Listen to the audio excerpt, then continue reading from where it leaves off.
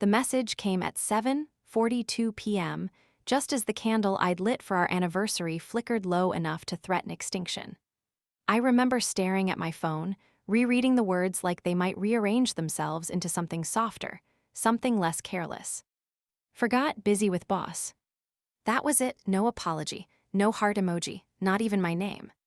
7 years of marriage, reduced to 8 words that felt like they'd been typed without a second thought, like I was a calendar reminder she'd swiped away. I sat alone at the dining table we'd picked out together at IKEA, the one she insisted had character, though all I saw now were faint scratches and one uneven leg we never fixed. The dinner I'd spent hours cooking, her favorite creamy garlic shrimp pasta, had gone cold. The wine breathed too long. The silence in the apartment thickened until it felt like I was suffocating inside it. I should have been angry, explosively, undeniably angry. But what I felt first was something worse. I felt small. Like I didn't matter. Like somewhere along the way, I'd become optional. Her name was Melissa, 34. Sharp, ambitious, the kind of woman who walked into a room and made people straighten up. When we met, she was working as a junior marketing coordinator, juggling impossible deadlines and dreaming out loud about becoming a director one day. I believed in her before anyone else did. I stayed up nights helping her rehearse presentations. I listened when she doubted herself. I celebrated every small win like it was a national holiday. And when she finally got promoted, I was prouder than she was. That was 3 years ago. Things started changing after that. At first, it was subtle. Late nights at the office, work dinners that ran longer than expected, her phone lighting up at odd hours, always flipped screen down when I got close. I told myself it was normal. Success demands sacrifice, right? I didn't want to be the insecure husband, the jealous one, the guy who couldn't handle his wife leveling up. So I adjusted. I cooked more, cleaned more, tried harder. And every time she pulled away, I leaned in a little closer. Until tonight. Until 8 careless words made everything impossible to ignore. I picked up the small velvet box sitting beside her untouched plate. Inside was a delicate gold necklace, custom-made with our anniversary date engraved on the back. I'd spent weeks planning it. Now it felt stupid. Embarrassing. I turned the box over in my hands, my reflection faintly visible in the glossy surface. I barely recognized the man staring back. "When did you become this guy?" I muttered. "The guy who waits. The guy who hopes. The guy who gets forgotten." My phone buzzed again. For a second, just a second, I thought maybe she'd sent another message, something to fix it, something human. But it wasn't her. It was a notification from our shared bank account. Charge, $186.40. Location, downtown steakhouse. I frowned. Melissa had said she was busy with boss. That wasn't unusual. But something about seeing the charge paired with that message. It didn't sit right. I opened the banking app, my thumb hesitating before tapping the details. 2 meals. Wine. Dessert. A long dinner. Not exactly too busy to text properly. A strange, cold clarity began creeping in. I leaned back in my chair, staring at the ceiling. "You're overthinking," I said out loud, trying to convince myself. But my gut disagreed. And my gut had been whispering for months. I grabbed my jacket. The restaurant wasn't far, 15 minutes, maybe less with light traffic. I didn't plan what I'd say. I didn't even know if I wanted to confront her. I just needed to see. Needed to know if the story in my head was real, or if I was about to become the villain in my own marriage. The drive felt longer than it should have. Every red light stretched, every second dragged. My thoughts spiraled in loops. What if she's just working? What if her boss is there? What if you're about to embarrass her? What if you're right? That last one stuck. What if you're right? I parked across the street from the steakhouse, the glow of warm yellow lights spilling onto the sidewalk. The place looked intimate, upscale, the kind of restaurant people chose for anniversaries. Funny. I stepped out of the car, my heart beating harder than I expected. Not fast, just heavy. Like each beat carried weight. I stood outside for a moment, watching people through the large glass windows. Couples laughing, glasses clinking, hands touching across tables. Then I saw her. Melissa. She sat near the back, her posture relaxed in a way I hadn't seen in months. Her hair was down, she'd taken the time to style it. She was wearing the blue dress I loved. The one she said she was saving for a special occasion. Apparently, this was it. And she wasn't alone. Across from her sat a man I recognized instantly from photos she'd shown me before. Her boss. Daniel. Mid-40s, confident, polished, the kind of guy who didn't need to raise his voice to command attention. He leaned forward slightly, smiling at something she'd said. And then, she laughed. Not a polite work laugh. A real one. Soft, genuine. The kind I hadn't heard directed at me in a long time. Something inside my chest tightened. I watched as the waiter placed a dessert between them, 1 plate, 2 spoons. Shared. Melissa didn't hesitate. She picked up her spoon and leaned in at the same time as him. Their hands brushed. Neither pulled away immediately. That was enough. I didn't need more. I didn't storm in, I didn't make a scene. I just stood there. Invisible. Like I'd been for months. After a few seconds, I turned and walked back to my car. Each step felt oddly calm. Not numb. Not broken. Clear. Painfully clear. The drive home was silent. No music, no thoughts fighting for dominance. Just a single, steady realization settling into place. She didn't forget. She chose. And for the first time in a long time, I stopped choosing her back. When I got home, the candle had burned out completely, leaving behind a thin curl of smoke and the faint smell of melted wax. The dinner was still on the table. Untouched.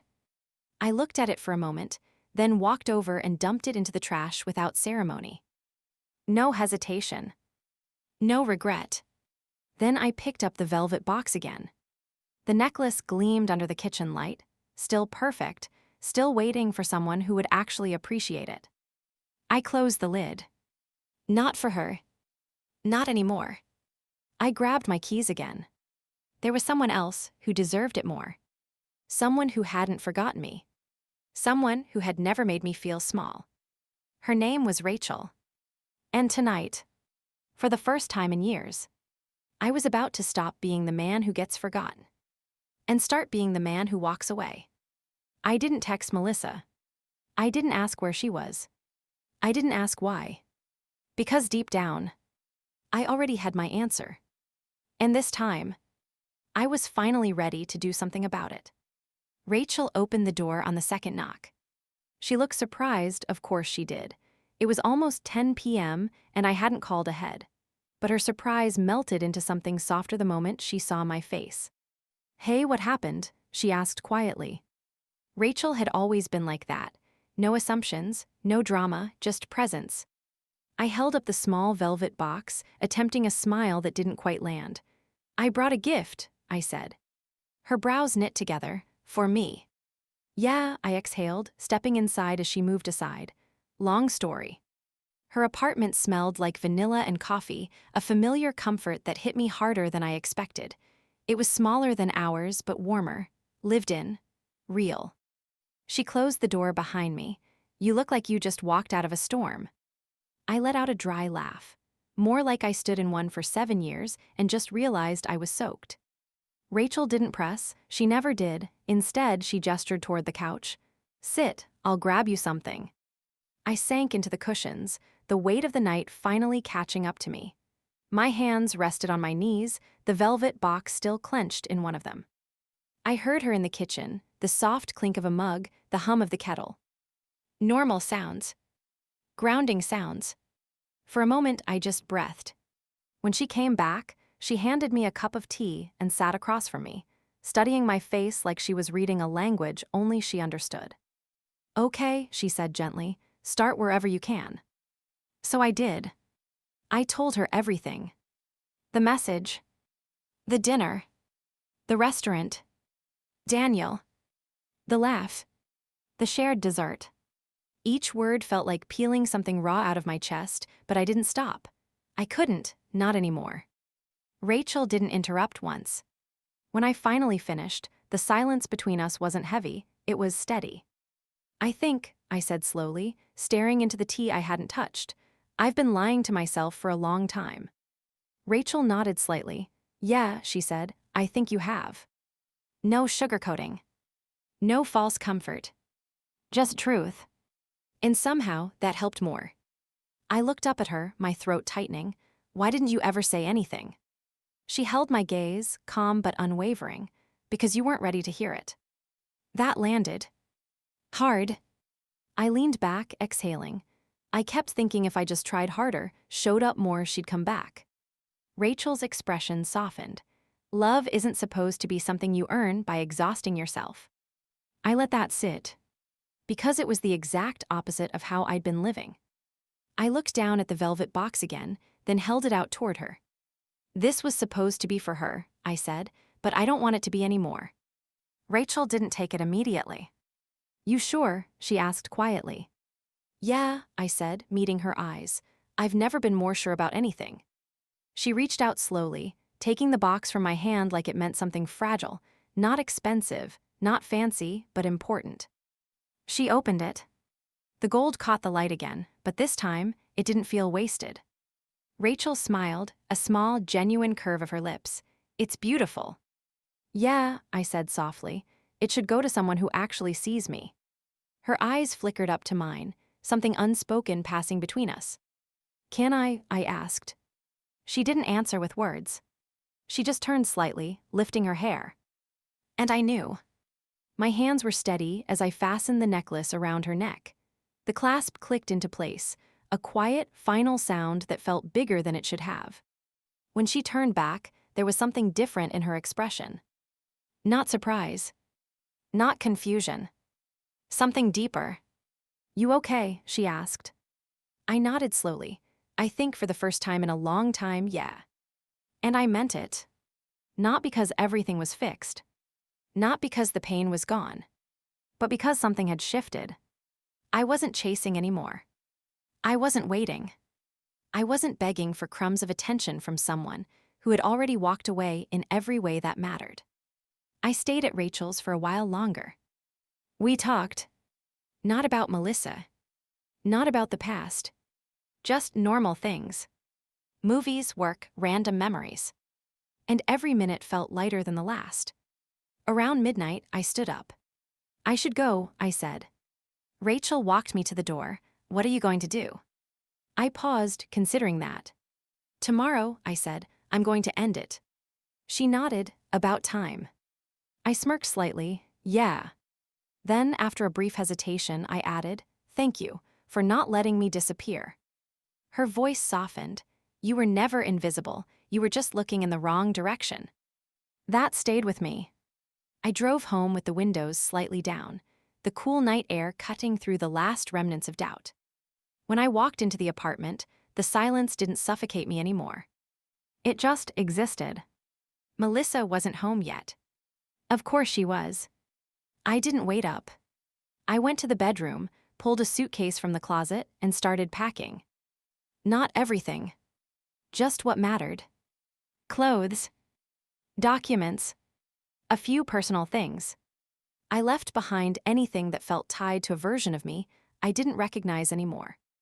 Around 1:30 a.m., I heard the front door open. Her footsteps. The soft click of her heels. She paused when she saw the suitcase. What are you doing? She asked, confusion laced with a hint of irritation. I zipped the bag calmly and stood up. I'm leaving, I said. She blinked. What? I'm leaving Melissa.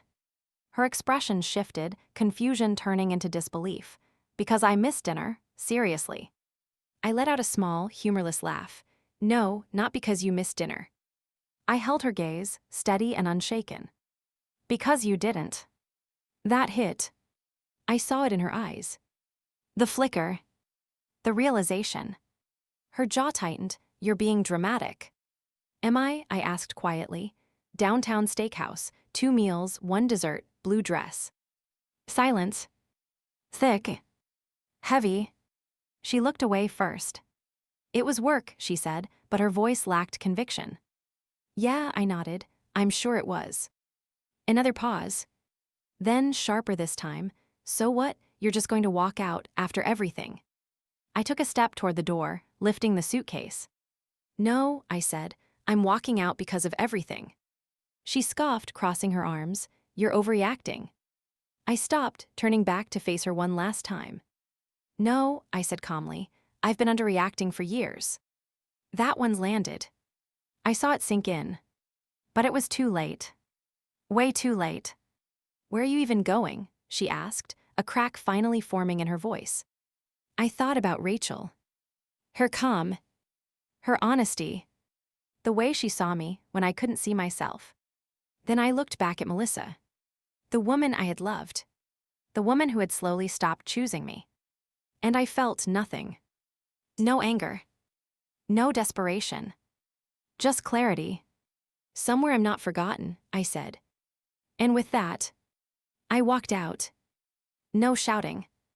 No slammed doors. No last-minute pleas. Just quiet, undeniable finality. For the first time in years, I wasn't the man waiting at the table. I was the man who left it. And I never looked back.